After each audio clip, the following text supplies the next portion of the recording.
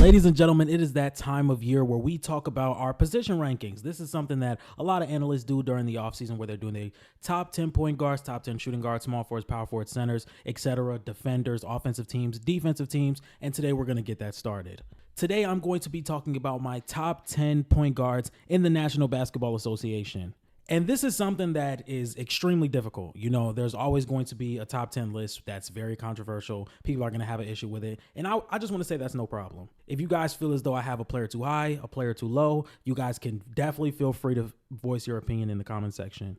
Now, with those things out the way, ladies and gentlemen, welcome to At the Buzzer Sports, where we talk all things basketball all the time. I'm your host, John Drummond, and we have our top 10 point guards list, and I'm very, very, very excited to get into it. So let's start with our honorable mentions. The first honorable mention I want to bring up is LaMelo Ball. Now, LaMelo Ball, I think, has the talent to be a top 10 point guard in the league. I think 13 to 14 players at the point guard position have the talent to be a top 10 point guard in the league. But when we look at his injury history, I'm really not the best on his shot selection. He's very iffy on when he wants to show effort on defense.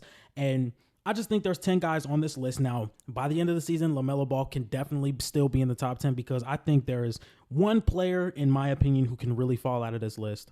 LaMelo Ball this season played north of about 20 games. He averaged about 24 points, 5 rebounds, and 8 assists. I definitely think he has the skills to be an elite defensive point guard. But when we look at a defensive point guard, I don't think that is needed as much as we talk about bigs and wings when we talk about our top 10, because there's many point guards on this list that are not good defenders and they are still capable of having a team built around them. I also think the team that has been built around LaMelo Ball in his recent years as being the starting point guard for the Charlotte Hornets has not been the best, but I also think the Charlotte Hornets have a team around them this season, barring injury, they could be a play-in team. I think Brandon Miller's going to take a jump. I think Josh Green coming off the bench, or whether he's starting at that two-guard position, is going to be very good for them. I still think Grant Williams is a solid veteran to have, and he can knock down the outside shot. I think Trey Mann, who had made a very significant jump when he got traded to the Charlotte Hornets, was a very big jump for him.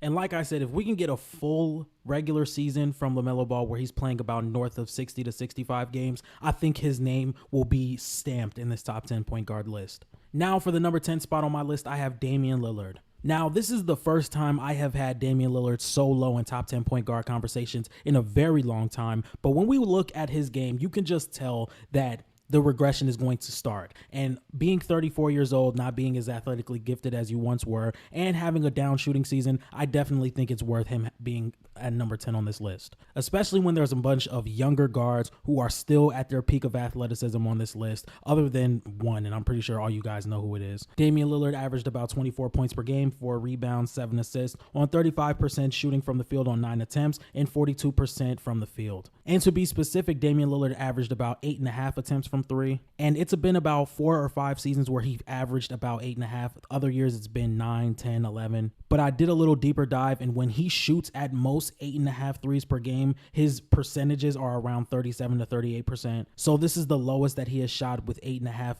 attempts at his highest. And I definitely think he's the worst defender on this list. I think the effort is just not there on defense. And definitely, if you're going to need to get those amount of shots up per game, I don't think he is going to be able to defend at a higher level anymore.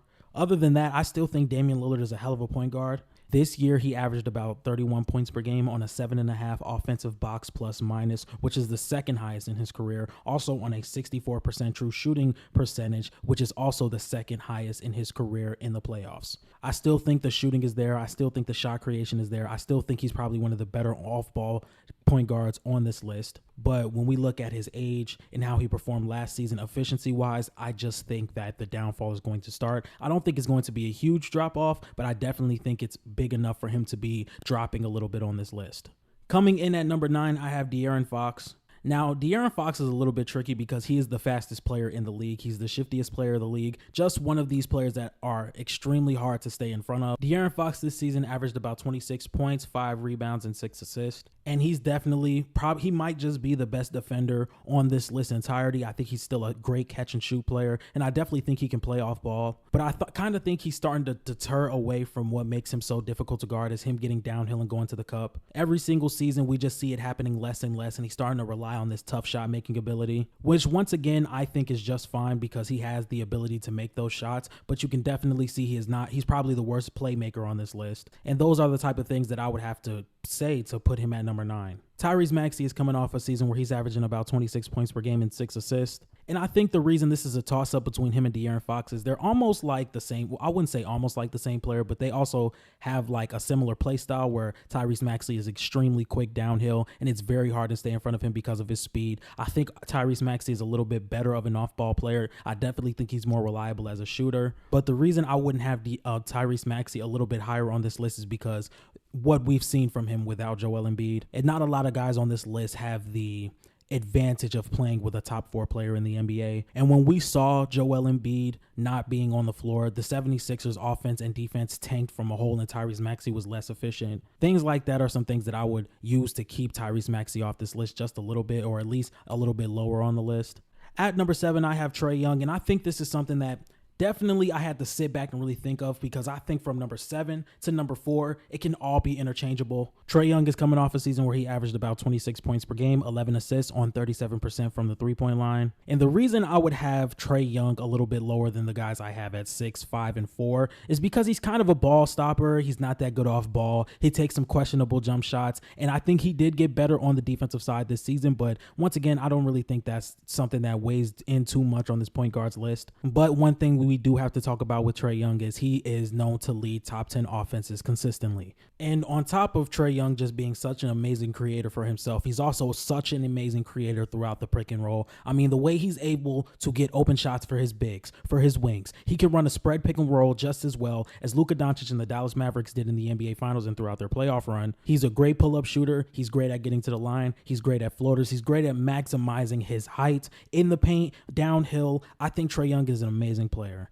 At number 6, this is where I have Tyrese Halliburton, who is just such an amazing point guard. This year, Tyrese Halliburton averaged about 21 points per game on 11 assists on 47% from the field and 36% from 3. Tyrese Halliburton also had his career highs in offensive box plus minus, win shares, and offensive win shares. And I think what I said about Trae Young and what I'm about to say about Tyrese Halliburton is kind of the decider between the two. I think Tyrese Halliburton is such a better off-ball player, and I think he keeps the offense flowing as the point guard. I don't necessarily think he is a play stopper like how Trae Young is and how deficient he is off the ball. And if we just talk about the month of November, Tyrese Halliburton was giving you 29 points per game on 47% from the 3 on 9 attempts. He also gave you 12 assists a night on 2.5 turnovers. I definitely don't think that it is a hot take to say that Tyrese Halliburton could be the 3rd best point guard in the league by the end of next season.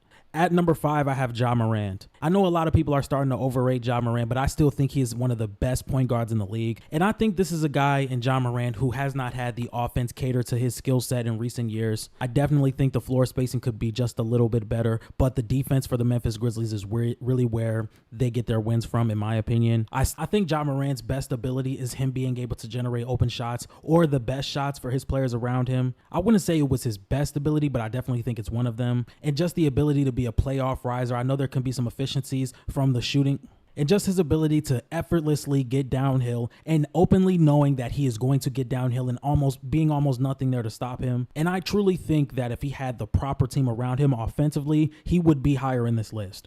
At number 4, I have Jalen Brunson, which after these playoffs, I definitely think he is a top 5 point guard in this league. We're talking about a guy who shouldered so much in the playoffs that you physically cannot have him outside your top 5. A guy that is so good in the post, a guy that is so good in the mid-range, somebody who still shoots efficiently on taking all these shots for the New York Knicks in the postseason. We're also talking about Jalen Brunson and how effortless it is for him to get to the free throw line, on top of him being a 40% three-point shooter. And I think when you collect all these things, Jalen Brunson is one of the hardest players to guard in the NBA. He's probably one of the best all-around scorers out of every point guard in this list. And I'm talking about shooting over 40% in so many aspects, over 40% in the mid-range, over 40% from 3, over 40% in the post, over 40% in the paint non-restricted area. This is a guy that's going to give you a high-level efficiency on almost every single spot on the floor.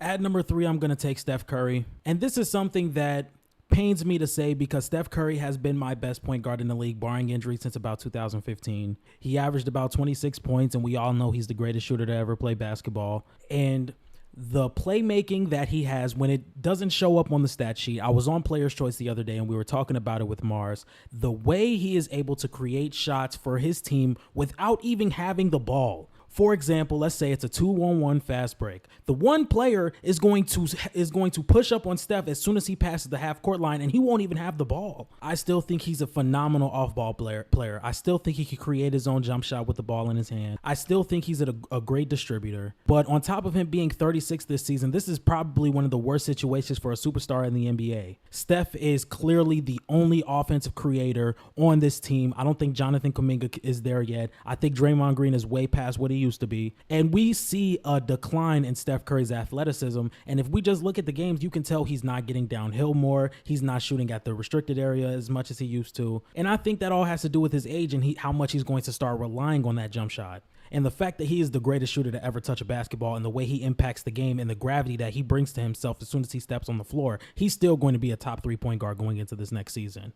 At number 2, I have Shai Gilgeous-Alexander. Now, I just think that it is going to be hard to argue for Steph being higher than these two guys I have coming up. Shai is coming off a season where he averaged 30 points, and he also averaged 30 points this season prior. And the thing I love about SGA's game is it does not matter what defense you throw at him. It does not matter who is guarding him. You are never going to get SGA to play how he does not want to play. He's so creative at getting to his mid-range shot. He's so efficient around the rim, and he's probably the best defender on this list. On top of SGA probably being one of the better guards at scoring, on top of SGA being one of the better scoring guards in this list, he's also giving you 6 assists a night, and the physicality and the way he's able to get to his spots, it's almost unmatched. And then he's just extremely consistent. I mean, every single night throughout the regular season, you can almost count on SGA having 30 points. And there was times in the playoffs where there weren't a lot of guys I was taking over Shai Gilgeous-Alexander. And at number 1, I'm pretty sure you guys know who I'm going with. It's going to be Luka Doncic. Now, Luka Doncic has been a generational player since he stepped foot in the NBA. And I think this season we really saw it even more. I mean, he finished 3rd in MVP voting. I personally think he should have been the MVP. But this season he gave you 34 points on 10 assists and 9 rebounds. Being the scoring champion and also giving you 10 assists a night, it's just so amazing. On top of being injured throughout the playoffs, he willed his team throughout the playoffs to be an NBA Finals caliber team. And he still had a great finals run on top of him being injured. I mean, I think Luka Doncic is by far the best point guard in the league. There it is, ladies and gentlemen. That is my top 10 point guards list in the NBA. Ladies and gentlemen, there you have it. That is my top 10 point guards list in the NBA. If there are some guys that disagree, you guys could definitely feel free to comment below. And if you guys want to see more of this, if you guys want to see my top 10 shooting guards, my top 10 small forwards, power forwards and centers, my top 10 defenders, my top 10 league offenses, and my top 10 league defenses, just make sure to hit the subscribe button and these videos will be out daily. And if you guys like this type of content, make sure you like, comment, and subscribe, and I'm out. Peace.